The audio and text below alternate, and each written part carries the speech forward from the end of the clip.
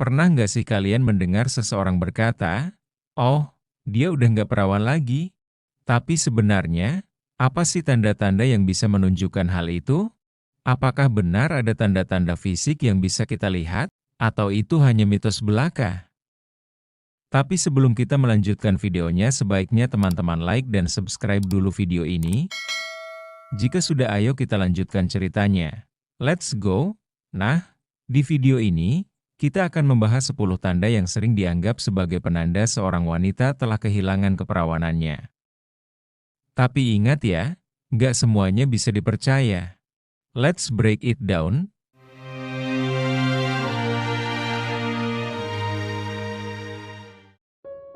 Tanda yang pertama, tanda fisik pada selaput darah.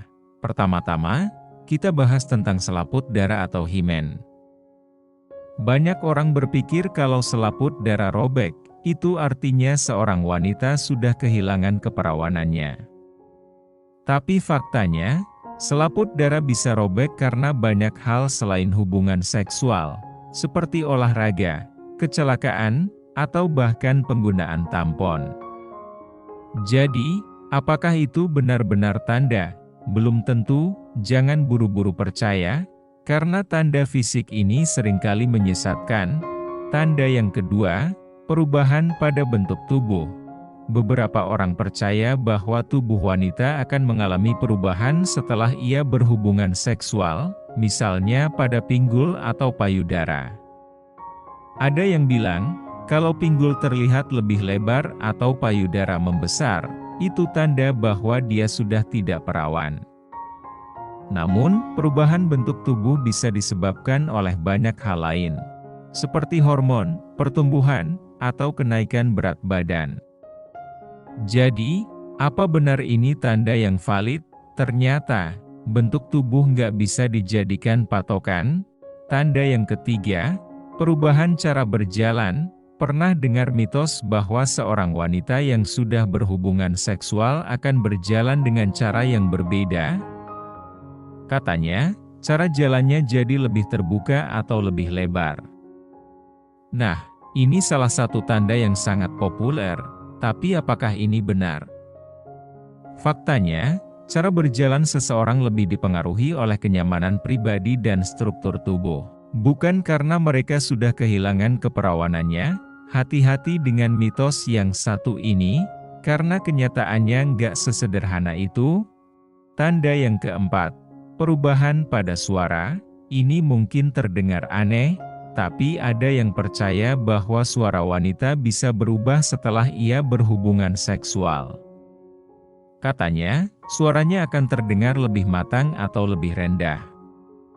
Namun, suara kita sebenarnya lebih dipengaruhi oleh faktor-faktor seperti usia, hormon, dan kesehatan, bukan pengalaman seksual. Jadi, apakah ini tanda yang akurat? Bisa dipastikan ini hanya mitos.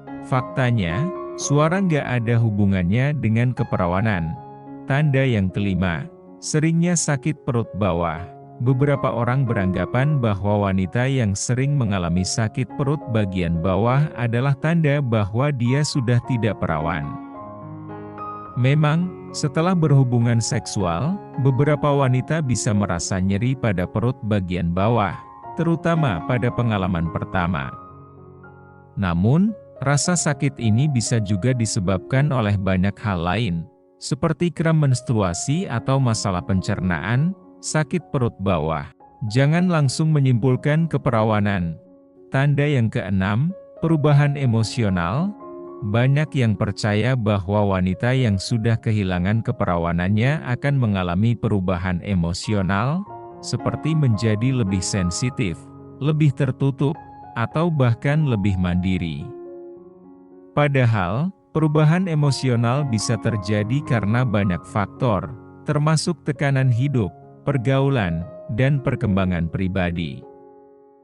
Bukan hanya soal keperawanan, emosi seseorang gak bisa diukur hanya dari pengalaman seksual saja. Tanda yang ketujuh, rasa malu berlebihan.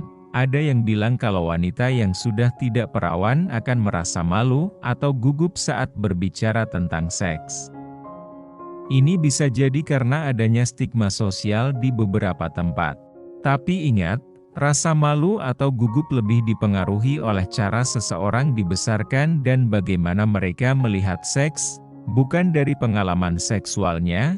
Jangan tertipu dengan penilaian sosial yang nggak selalu benar. Tanda yang kedelapan, kehilangan kesucian atau aura berbeda. Sebagian orang meyakini bahwa seorang wanita yang sudah kehilangan keperawanannya akan terlihat berbeda secara aura. Mereka bilang, ada semacam kehilangan kesucian yang terlihat. Padahal, aura seseorang sangat subjektif dan dipengaruhi oleh persepsi kita sendiri. Keperawanan gak bisa diukur dari aura, dan ini lebih kepada stereotip sosial. Aura itu persepsi, bukan tanda keperawanan yang sesungguhnya. Tanda yang kesembilan, perubahan sikap terhadap pasangan. Katanya, wanita yang sudah berhubungan seksual akan bersikap lebih tenang atau lebih dewasa dalam hubungan. Benarkah ini tanda bahwa mereka sudah kehilangan keperawanannya? Sebenarnya, perubahan sikap dalam hubungan lebih dipengaruhi oleh kedewasaan emosional dan pengalaman hidup, bukan karena pengalaman seksual semata. Sikap tenang dalam hubungan bukan bukti soal keperawanan. Tanda yang ke-10, pengalaman seksual bukan ukuran kehormatan. Terakhir, mari kita bahas tentang pandangan yang lebih luas. Keperawanan seringkali dianggap sebagai tanda kehormatan atau harga diri seorang wanita. Padahal, kehormatan seseorang nggak bisa diukur hanya dari pengalaman seksual. Setiap orang punya hak atas tubuh dan kehidupannya sendiri. Dan kita harus berhenti menilai seseorang hanya berdasarkan status keperawanannya. Jadi, apakah keperawanan masih relevan untuk dinilai? Atau, apakah sudah saatnya kita berhenti terjebak dalam mitos? Nah, dari 10 tanda yang kita bahas tadi, kebanyakan hanyalah mitos yang sudah lama berkembang dalam masyarakat. Keperawanan sebenarnya adalah hal yang sangat pribadi dan gak bisa dinilai dari tanda-tanda fisik atau sikap seseorang. Yang terpenting adalah bagaimana kita menjaga diri kita sendiri, baik secara fisik maupun emosional. Jangan sampai kita terjebak dalam penilaian-penilaian yang gak punya dasar.